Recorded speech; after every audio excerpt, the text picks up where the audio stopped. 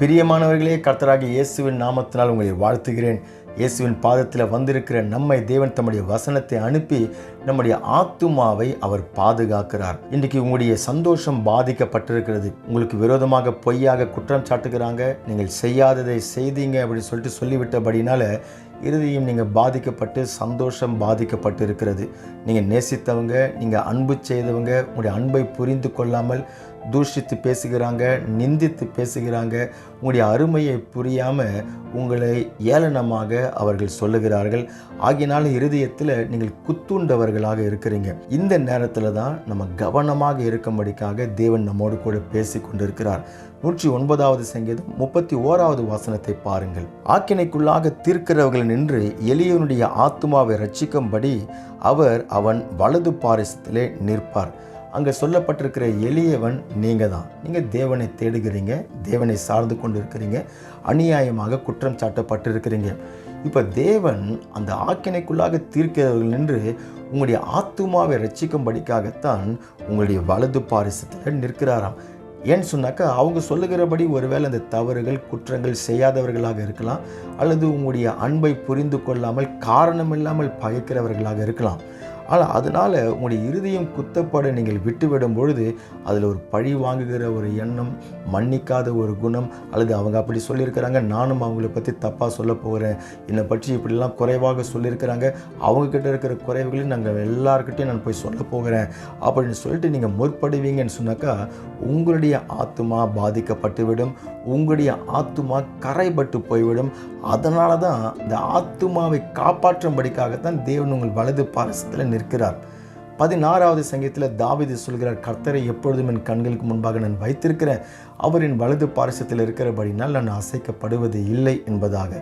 இதுதான் கர்த்தராகிய இயேசு கிறிஸ்துவுக்கு கல்வாரி சிலுவையில் நடந்தது. சிலுவையில் ஆண்டவர் தூங்கிக் கொண்டிருந்த பொழுது அநேகர் அவரை நிந்தித்தார்கள், தூஷித்தார்கள், ஏளனமாக பேசினார்கள், அவமான சொற்களை சொல்லி அவரை பரியாசம் பண்ணினார்கள். ஆனால் ஆண்டவர் இயேசு கிறிஸ்து அதை எதற்குமே பதில் கொடுக்காம நியாயமாக தீர்ப்பு செய்கிறவருக்கு தம்மை ஒப்பு கொடுத்தார் என்று சொல்லி வசனம் சொல்லுகிறது. மாத்திரமல்லாமல் அப்படிப்பட்ட அந்த ஜனங்களுக்காக அவர் சிலுவையில் தொங்கிக் கொண்டிருந்த 6 மணி நேரமும் தேவனிடத்தில் மன்னிப்பை கேட்டு ஜெபித்தார் என்பதாக. அதையத்தான் இன்றைக்கு நம்மையும் செய்யும்படிக்காக ஆண்டவர் சொல்லுகிறார். உண்மைதான், அந்த நெருக்கடியின் மத்தியில் போய் கொண்டிருக்கிறீங்க, அந்த நிந்தனைக்கும் அவச்சொற்களுக்கும் நடுவில் நீங்கள் போய் கொண்டிருக்கிறீங்க. ஆனால் அந்த நேரத்தில் தேவனை துதித்து அவரை பாடி சபையாக கூடி ஆராதிக்க உங்களை ஒப்பு கொடுத்து கொள்ளுங்க. வசனத்தை வாசித்து தியானிக்க நம்மை அர்ப்பணித்து கொள்ள வேண்டும். ஆண்டவரிடத்தில் அவருடைய கிருபையை கேட்டு, ஆண்டவரே இந்த சூழ்நிலையில் நான் பாவத்தில் விழுந்து போகாதபடிக்கு என்னை காத்துக்கொள்ளுங்கள் சொல்லிட்டு அவருடைய கிருபையை நாம் சார்ந்து கொள்ள வேண்டும். முக்கியமாக மத்தேயு 5வது அதிகாரம் 44வது வசனத்தில் ஆண்டவராகிய இயேசு கிறிஸ்து சொல்றாரு, உங்களை நிந்திக்கிறவர்களுக்காகவும் உங்களை துன்பப்படுத்துகிறவர்களுக்காகவும் ஜெபம் பண்ணுங்கள் என்பதாக சொல்லுகிறார். அவர்களுக்காக நீங்கள் ஜெபிக்கும்படிக்காக சொல்லுகிறார். ஏன்னாக்கா அதுதான் அப்படிப்பட்ட சூழ்நிலைகளினால உங்களுடைய ஆத்துமா பாதிக்கப்படாதபடிக்கு காப்பாற்றிவிடும். அப்படியாகத்தான் தேவன் உங்களுடைய வலது பாரிசத்தில் நின்று கொண்டு உங்களுடைய ஆத்துமாவை அவர் ரட்சிக்கிறார் என்பதாக.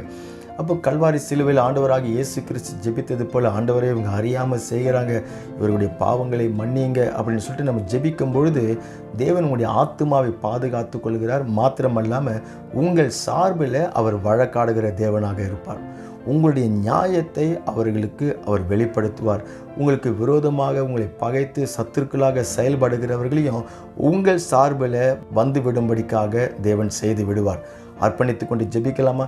எங்களை நேசிக்கிற எங்கள் அன்பு பரலோக பிதாவே, இதோ இந்த நேரத்தில் உம்முடைய பிள்ளைகளை ஆக்கினைக்குள்ளாக தீர்க்கிறவர்கள் நின்று அவர்களுடைய ஆத்துமாவை ரட்சிக்கும்படிக்காக வலது பாரிசத்தில் நிற்கிற எங்கள் தேவன், இந்த நேரத்தில் உம்முடைய பிள்ளைகளுக்கு விரோதமாக பேசப்பட்டதுனால, ஆண்டவரே தூஷிக்கப்பட்டதுனால, இல்லாததை பொல்லாததை சொல்லப்பட்டதுனால இறுதியும் குத்துண்டவர்களாக சந்தோஷம் பாதிக்கப்பட்டிருக்கிற உம்முடைய பிள்ளைகளை நீர் அவருடைய ஆத்துமா கரைபட்டு போய்விடாதபடிக்கு, பாவத்தில் விழுந்து போய்விடாதபடிக்கு அவருடைய வலது பாரிசத்தில் நின்று அவருடைய ஆத்துமாவை நீர் காத்து கொள்வீராக.